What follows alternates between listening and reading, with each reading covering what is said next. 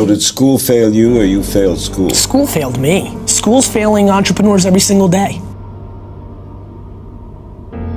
The question I ask all over the world, what does school teach you about money? And the answer is nothing. And that's not a mistake. That's not an accident. I think a lot of things people learn, probably there's no point in learning them, because they never use them in the future. Because a lot of kids just in school kind of puzzled as to why they're there.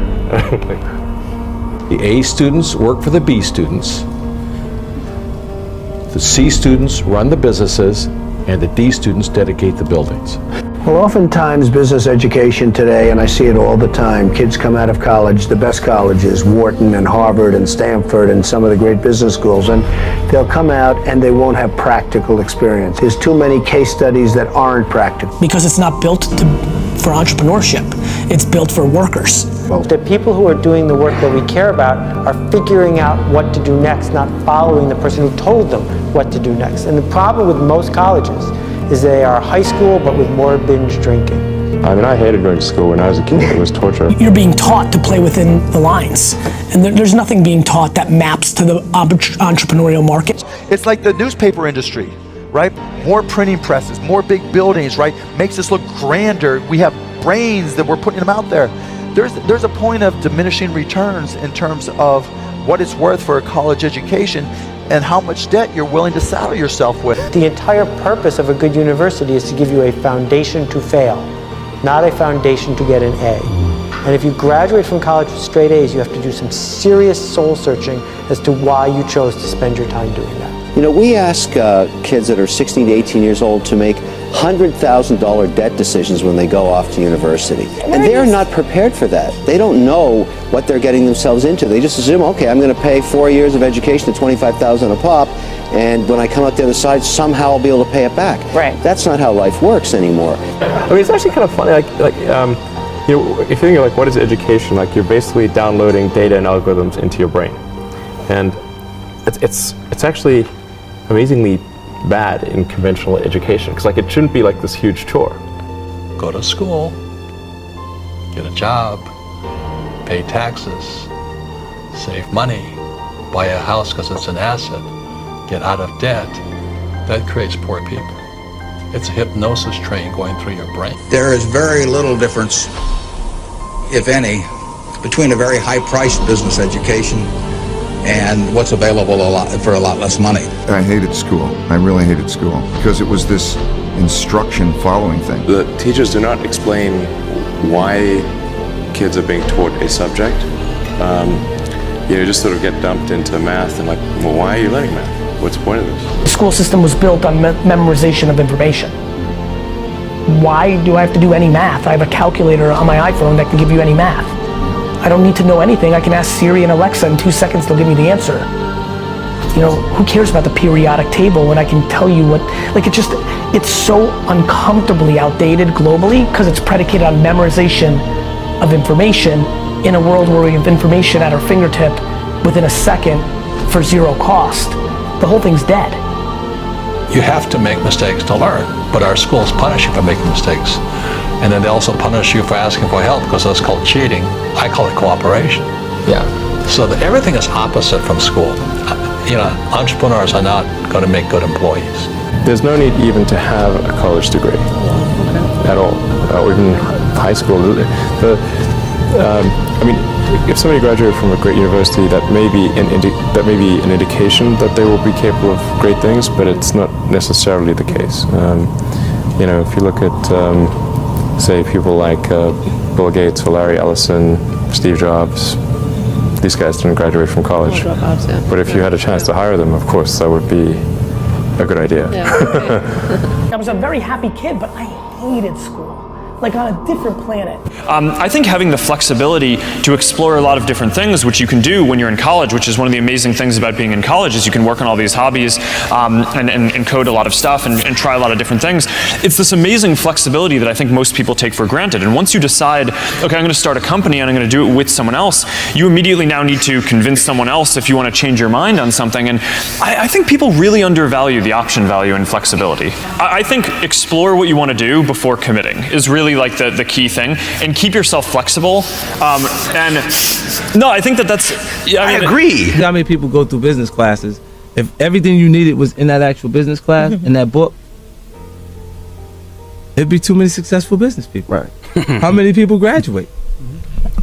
Matter of fact, the professor wouldn't have the time to sit there and teach you.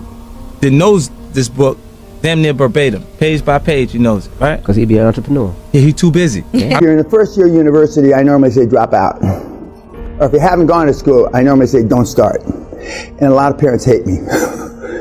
If you're in the second year of a 3-year program, finish. If you're in the third year of a 4-year program, finish. But if you're in your first year of medical school, forget about it. I mean, the medical school and residency and all that takes too long.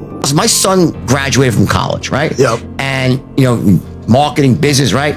Comes to work for me after 7 days or 10. He goes, I learned more in 10 days than I did in all my year. It's like the shit they teach you in college is nonsense. Still tell kids to go to school, get a job, work hard, save money, and get out of debt.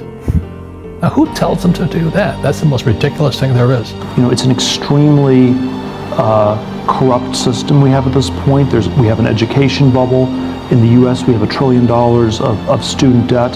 And for the guys that were part of the group that had gone to the business school, said we learned more in 10 days than we ever learned at the other schools.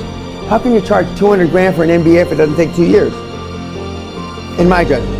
So they're worthless, MBAs. Correct. But for the average person, I think this whole thing that you must go to college is utter bullshit. It's a scam. They're taking student loan money from the bank so the colleges raise their. Nothing has gone up more in price faster than tuition. If you want to ask for a 40 grand loan to the bank, like you're not going to get it. But if you go for a student loan, now they'll watch give it so to watch. you. But most kids, they end up in a mountain of fucking debt. So they allow people to borrow money who had no business borrowing money.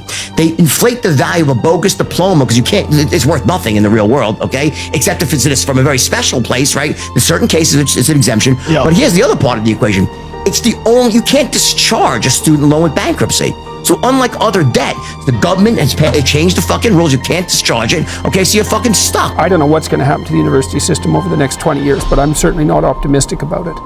What is it that business schools are doing wrong? That over the last 40 or so years, that a great many business schools were teaching nonsense. Oh my God, it's horrible. People talk about bubbles. Are we in a college tuition bubble? Absolutely.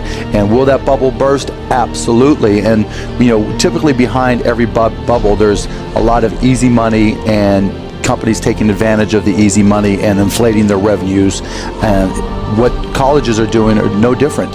It's easy to borrow money to go to school, to get a student loan because it's all guaranteed, and colleges are happy to take it.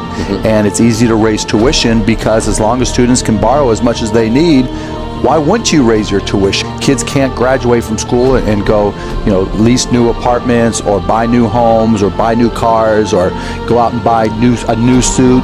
Instead, they've got to just, pay back their student loans, and that's a huge strain on our economy. I fucking hated school. I thought school was the worst thing ever.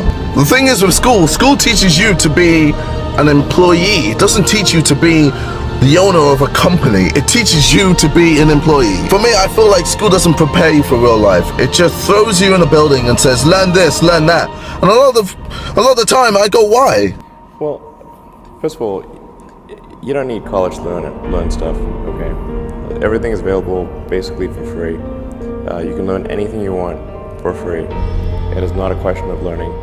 There is a value that colleges have, which is like, seeing whether can somebody work hard at something, including a bunch of sort of annoying homework assignments, and still do their homework assignments, and kind of soldier through and get it done.